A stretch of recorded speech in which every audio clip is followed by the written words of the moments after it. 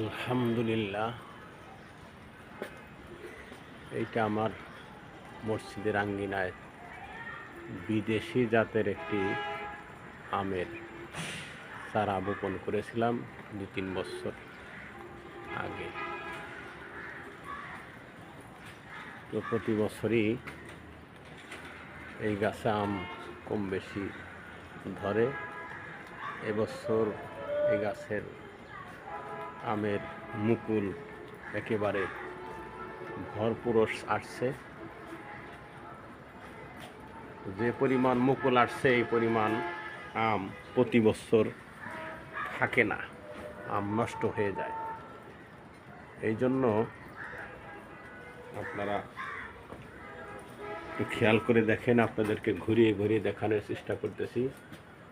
গাছের নিচ দিয়ে অবশ্য লাউ গাছের জাংলা আছে বিদায় দেখতে একটু কষ্ট হতে পারে। তো প্রত্যেক শাখায় শাখায় পর্যাপ্ত পরিমাণে মুকুল আসছে, আমের মুকুল আসছে। তো এই আম কিভাবে ফলন বৃদ্ধি হয় আপনাদের কারো জানা থাকলে সেই পরামর্শ দিবেন।